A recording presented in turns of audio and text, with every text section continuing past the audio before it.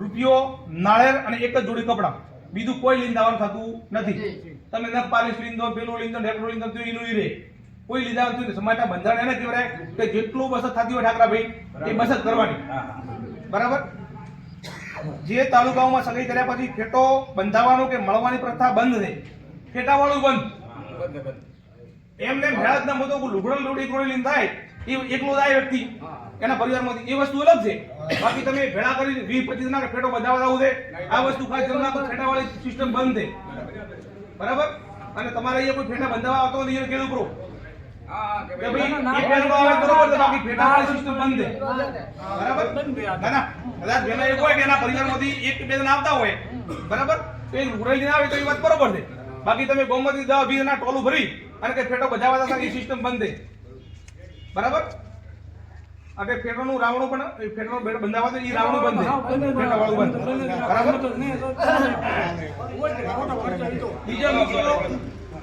બીજો મુદ્દો લગ્ન લખવાનો. લગ્ન મૂકવાની પ્રથા સદંતર બંધારણ મુજબ બંધ છે. લગ્ન મેળવાની પ્રથા જે બંધારણ છે, બંધારણ મુજબ લગ્નની પ્રથા સદંતર બંધ છે. સામ સામે ચર્ચા કરીને ગણેશ લેવાના રહેશે. પછી લગ્ન પ્રસંગે પત્રિકા છપાવીને કોઈ લગ્નની પત્રિકા છપાવવાની થતી નથી. કાર્ડ સાદું આવે, કાર્ડ જ. બરાબર. કે ભાઈ પોળી ભરાવાની તારીખ કી, બરાબર, જમણવારની તારીખ, જોનની તારીખ ઈ, એના પરિવારનું એકનું નામ, બીજા નામના બીજા ડફોડા આવે નહીં. નકે મોઈથી પોત નામ છે ને કાતો રીયા દી વળી મોઢું મળે બાબતો સમજે નહીં. એટલે આડા કા થતા એટલે મહેરબાની કરી પત્રિકા તો બિલકુલ બંધ જ રાખવાની.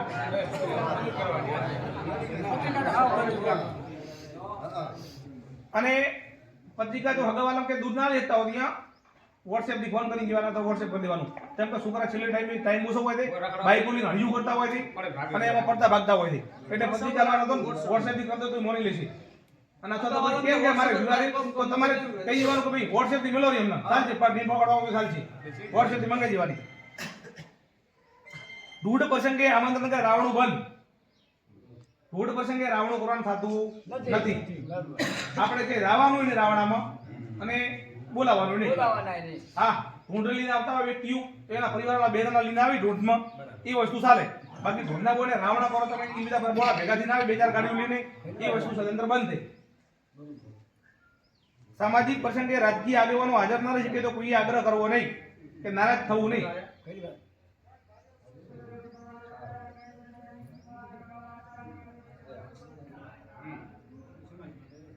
આ મુદ્દો રાજકીય આગેવાનોમાં કોઈ ધારાસભ્ય હોય, કોઈ ડેલિગેટ હોય, કોઈ સરપંચ હોય, બરાબર, અને ઘણા બધા મુખા હોય અને આ મુખા પ્રસંગે તમે એમને આમંત્રણ આપો ના આવે તો એમાં ઋષિ બળવું નહીં. ઘણું બધું કોઈ ના હાજરી ના લેતા હોય.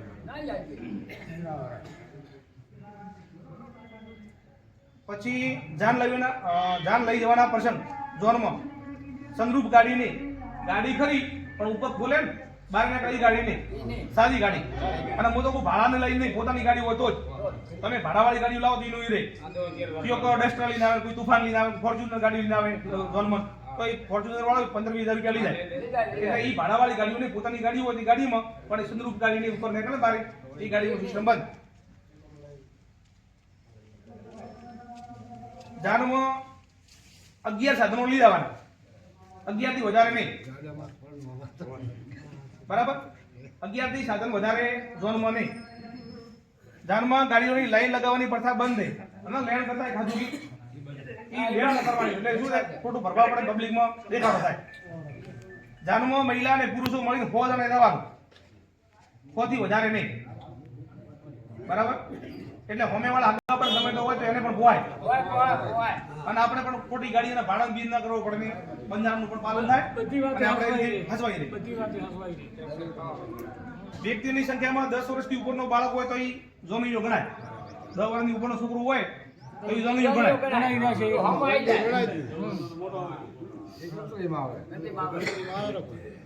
જાનનો વરઘોડો મોમેરું કે ઝોનમાં ડીજે લઈ જવો નહીં. એ સાઉન્ડ સિસ્ટમ બંધ. બરાબર. સાઉન્ડ સિસ્ટમ ઝોનમાં લીંદાઓ મોમેરામ લીંદાઓ કોઈ બી જગ્યામાં સાઉન્ડ સિસ્ટમ બરાબર.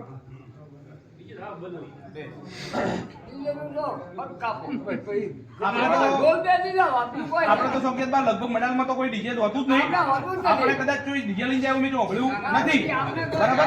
પણ બહારના હડોવાર આવતા ઈ બંધ ભજન બંધ એટલે આપણા ગોમાં તો આવે જ નહીં. હા હા, આપણા ગોમાં તો બંધ.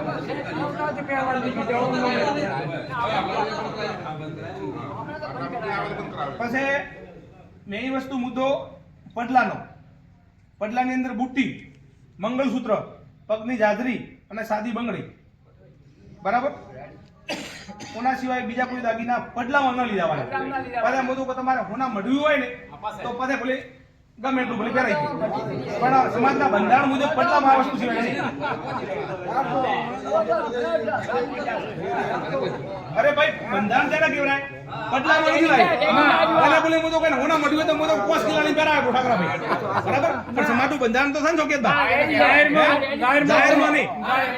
જોનતીલાલ, અરે ભાઈ, ઈ બંધારણની વાત છે. બંધારણમાં જે વસ્તુ કીધી એટલી જ. એના સિવાય કોઈ પણ નહીં. પછી હું તો બીજે દાડે ભલે 2 કિલો લઈને મઢે ભરી એનો બંધારણ પડલાની વાત એટલે પડલાની વાત, બરાબર? પછી ઝોનની અંદર 2 ઢોલ લઈ જવાના, ઢોલની છૂટી અને શરણાઈ કેપોડા વાળા આવે ઈ છૂટી ઝોનમાં, બરાબર? બીજે નહીં. જમણવારનો પ્રસંગ, જમણવારમાં એક મીઠાઈ ત્યાં ઓળ્યો, જમણવારમાં એક જ મીઠાઈ, બરાબર? બુંદીના લાડુ કરો તો બુંદીના લાડુ, મોહનથાળ કરો તો મોહનથાળ, શીરો કરો શીરો, બરાબર? એના સિવાય મીઠાઈ એક જ રાખવાની, મીઠાઈ નહીં. પછી આવ મીઠાઈ એક, ભલે કથા કરો કે રાત ગાળો કોઈ બી કરો તો મીઠાઈ એક જ રાખવાની. હા, એક જ મીઠાઈ. દાળ ભાત, કઠોળ, લીલી શાકભાજી, શાક 2 કરોડ કરી શકો. એક કઠોળ, 1 લીલી શાકભાજી, 2 શાક, રોટલા કે પૂરી, એ 3 માંથી કોઈ બી કરી શકો. અને દાળ ભાત, છાશ રાખવી હોય રાખી શકો, એનાથી બીજું કોઈ પણ નહીં. ભોજન આવી ગયું ને, પ્રશ્ન હોય તો કહેતા રહેજો. મામેરામાં મહિલા અને પુરુષો સાથે વધુમાં વધુ 100 સંખ્યા લઈ જવાની. મોમેરામાં એનાથી વધારે નહીં. મામેરામાં વધુમાં વધુ તમામ પ્રકારના 11 સાધનો લઈ જવાના. મામેરામાં 11 માણસો 11 સાધન લઈ જવાનું છૂટી. મામેરામાં કપડાની ઓઢમણા પડતા સદંતર બંધ. આપણે પેલા ન લીધા હતા મામેરો લીધા કે છોડી અને આ ફલાણી છોડી ફલાણી છોડી, એની જગ્યાએ ઈ લુગડાઓ બિલકુલ બંધ. એને તમારે 50 રૂપિયા ઓઢમણા મારવા તમે આલી રોકડા. મામેરામાં ઓછામાં ઓછા 11,000 અને વધુમાં વધુ 1,51,000, બરાબર? ઓછામાં ઓછા કોઈ ના ભોગત હોય 11,000 લીન થાય મામેરું, અને એ વધારે હોય 1,51,000. એનાથી ઉપર નહીં. એનાથી ઉપર તમારે 5 લાખ રૂપિયા આલવા હોય ને તો એ મોમેરામાં નહીં. પીએલઆર લઈને ભલે તો 10 લાખ આલે, પણ મોમેરામાં નામ ન પડવું જોઈએ. મોમેરું ભાઈ કેટલું ભર્યું કે 1,51,000 ભર્યું. જાહેરમાં મોમેરું નહીં. એવડા મામેરામાં કોઈ પણ પ્રકારના દાગીના લઈ જવાના નથી, રોકડા લઈ જવાના. મોમેરાની અંદર દાગીના કોઈ લઈ જવાના નથી.